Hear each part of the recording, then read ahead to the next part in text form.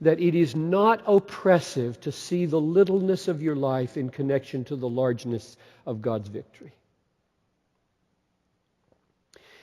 Every just war that has ever been fought for a great ideal has given meaning to the loneliness and the amputations and the widowhood that it costs. Every great battle, every great conflict, every global engagement that has a just cause behind it, like the cause of Christ,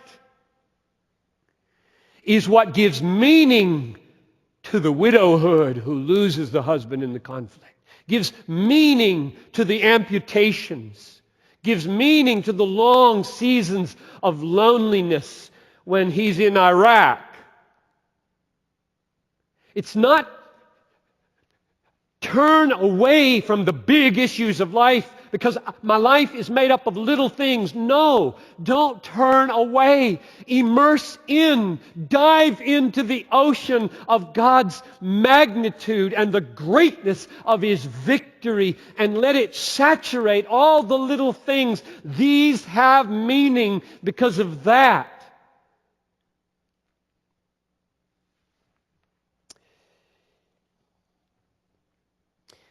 Let me show you now what I mean by the connection. The connection I'm drawing, because we're going into prayer week, is prayer. Your prayers are the way the victory is coming. They are God's appointed means by which He brings His own victory. And again, I know that many will say, that's not the way I pray. I don't pray for huge victories. I just pray for one little victory at a time. And I think that the Lord would like to change that today. I don't think you should be satisfied. As small as you feel, as weak as you feel, as insignificant globally, universally, historically as you feel, God chose a peasant virgin to carry His Son. It is a non sequitur to say, I'm little, small, insignificant, therefore I can't be significantly connected to the victory of God. That does not make sense in God's economy. It may be that precisely because you feel small, little, insignificant, that you are perfectly situated to be a major connection between this moment and the coming victory. It's a dishonor to God to use your smallness as an argument for why your prayers should not bring the second coming.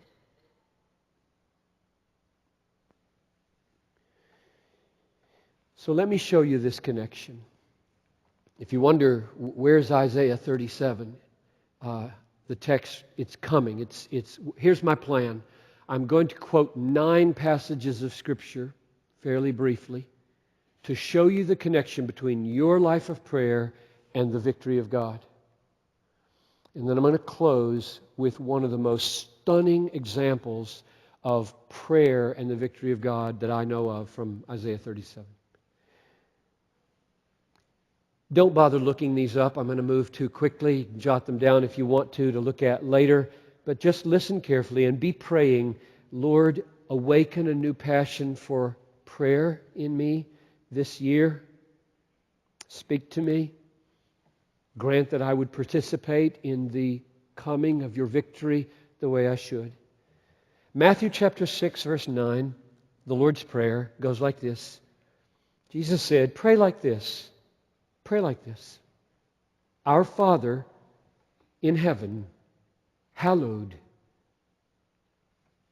be your name.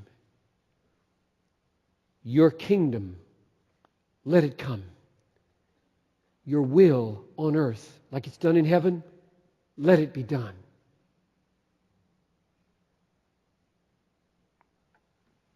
That's amazing. It's coming. The kingdom is going to come. The victory will come. The name of God will be hallowed. It will cover the earth like the waters cover the sea, the hallowing of God's name. The will of God will be done perfectly on the earth someday, just like the angels do it in heaven today. But guess what? It's coming by prayer. Pray this, my people. Pray this. Pray it down, my people. Say, come, kingdom. Say, come, universal hallowing of the name of God. Say, come, will of God being done on earth as it's done in heaven. Come, come, pray this. That's amazing.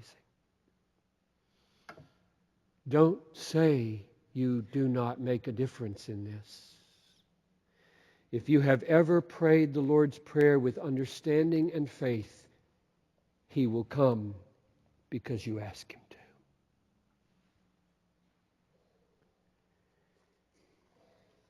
Second text, Matthew 24:14.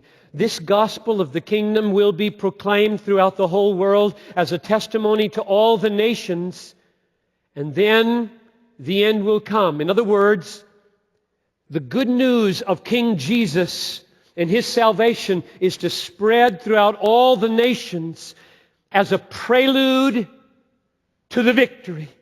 A prelude to the final victory. It's going to spread and it will be a witness to all the peoples. Then the victory will come. The end will come.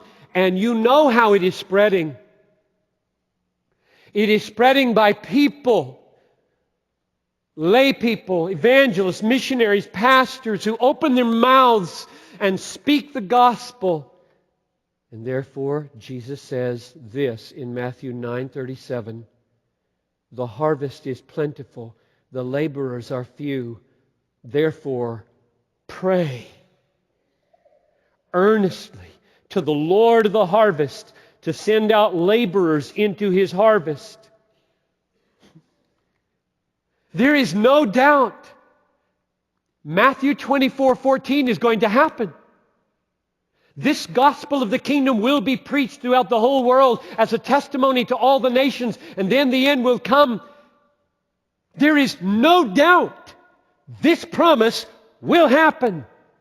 And Jesus says, pray for the people that make it happen to step forward. Awesome place of prayer in the history of the universe.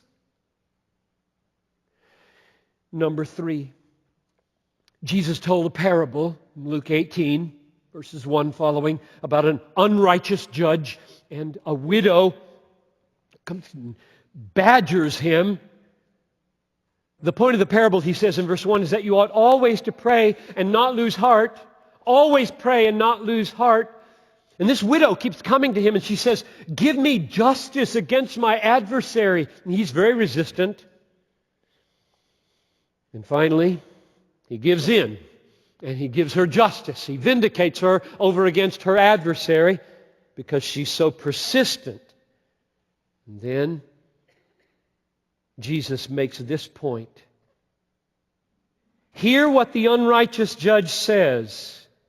And will not God give justice to His elect who cry to Him day and night?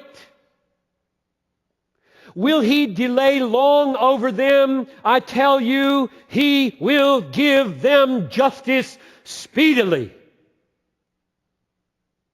The day is coming when with unbelievable speed, justice will be done from heaven. Because the elect cry to Him day and night. How long, O Lord?